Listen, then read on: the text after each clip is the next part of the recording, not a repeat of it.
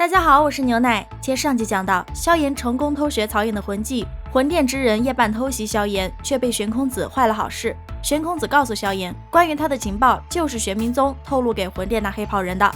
闻言，萧炎十分愤怒。玄空子离开后，立马就放出了海心宴的原持有者韩风。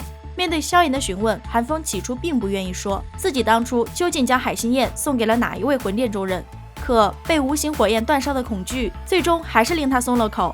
韩风表示，他当时将海心宴交给了一位有着斗尊实力的八品炼药师木谷老人。木谷老人与药尘曾拜同一人为师，只是后来木谷老人用十分阴毒的手法炼制丹药，其实韩珊珊发现后就将其逐出了师门，药尘则顺利传承了师傅的衣钵。而在斗圣遗迹的争夺战中，木谷又没能打败药尘夺得焚诀，令得木谷十分记恨药尘。韩风当时杀害药老，就是受到了木谷老人的蛊惑。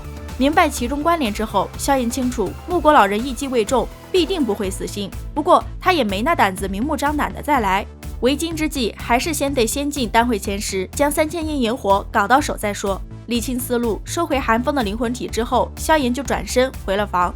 第二天，圣长老就来到了夜院。圣长老一来就告诉萧炎，玄冥宗那些家伙会有其他长老过去敲打，现在是非常时期，希望萧炎能够先忍忍。至于过了这段时间，玄冥宗是死是活，丹塔绝不会过问。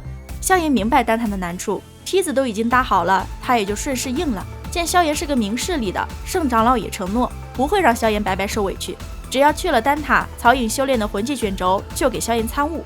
萧炎闻言眼睛都亮了，连忙抱拳道谢，随后麻溜的就跟着圣长老去了丹塔。圣长老将小医仙等人安排好后，才带着萧炎去见药尘的昔日好友玄空会长。玄空子很是和蔼的让萧炎称他为玄老，之后同萧炎唠起了家常，直到曹颖、丹晨以及宋清3人到了，才开始说明正事儿，注明曹颖是玄老的弟子，宋清是曹颖的爱慕者。魂殿也将有人来参加丹会，丹塔很难辨别哪些是魂殿的人，就算能够辨别，也无法禁止魂殿的人参加，这是丹塔历来的规矩。魂殿此行为的就是3000焰炎火，一旦收取不成，他们定会毁灭封印，释放出3000焰炎火。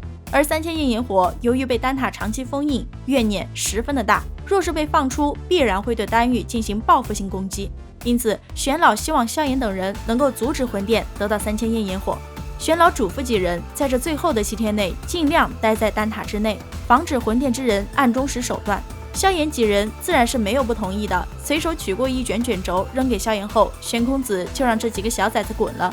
该卷轴正是曹颖所修炼的那套魂技魂手印，该魂技是玄阶高级，共有3印，能够使人明白如何最大化的施展灵魂力量。身为修炼狂魔的萧炎一回到房间就开始着手研究该魂技，直到当会开始的前一天，萧炎不仅已经能熟练掌握3道灵魂掌印，还感应到了临近屏障。知道短期内不会再有大的进步了，萧炎就退出了修炼状态。刚推开门就见到了房间外盘腿而坐的小医仙。上次的事给小医仙留下了心理阴影，他再不敢离萧炎太远，即便现在是身处丹塔。修炼好了？小医仙轻笑道。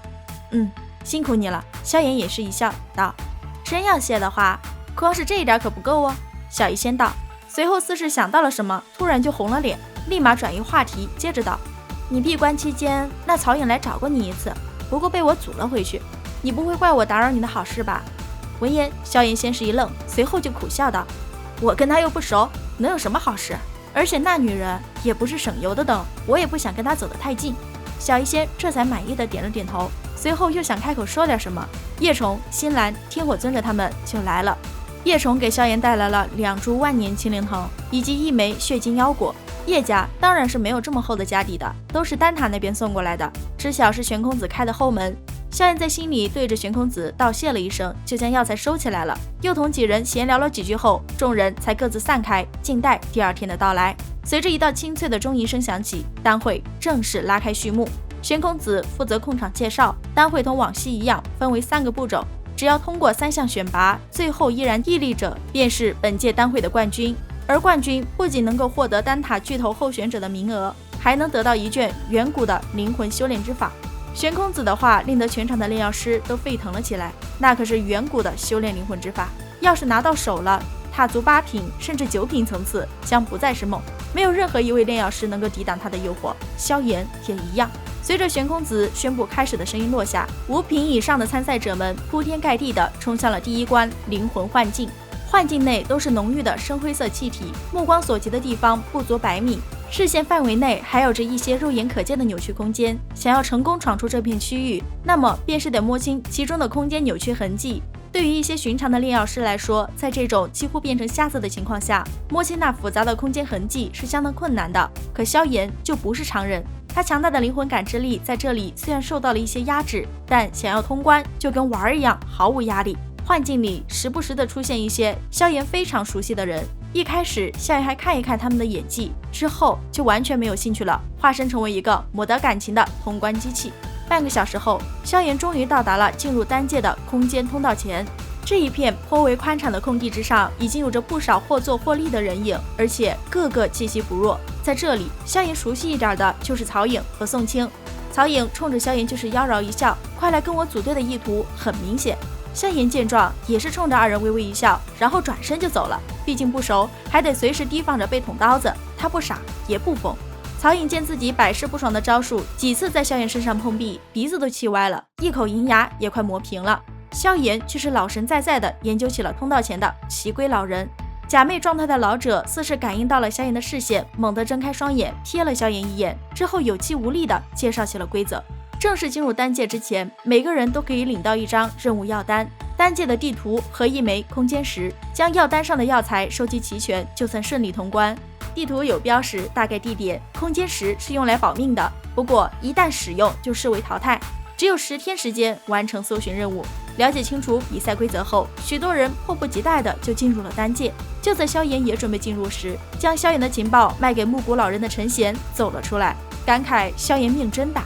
闻言，萧炎轻笑了一声后回敬道：“陈贤少宗主，在丹界的时候躲远一点，免得玄冥宗绝后。”陈贤气死了，可现在还不是动手的时候，撂下一句狠话就走进了空间通道。萧炎紧随其后，可惜没能跟陈贤传送到一个位置。感慨了一下后，悬浮在半空的萧炎就拿出了药单，一边吐槽丹塔将参赛者当找寻药材的苦力使，一边看自己的任务是什么。好在任务仅仅只有3种，分别是龙心九叶枝、魔血灵果浆以及生仙草。地图上也有标注它们的生长所在地。不过任务真的像看起来的那么简单吗？在萧炎沉吟间，将近10几道身影几乎同时间从空间中掠出，然后落在地面上。与此同时，一条10几丈大的巨蟒闪电般掠出，张口就朝着一位炼药师的脑袋咬去。那名炼药师被吓了一跳，不过还是反应极快的轰爆了那巨蟒的脑袋。可惜下一秒他就被一根钢筋铁棍打飞了出去。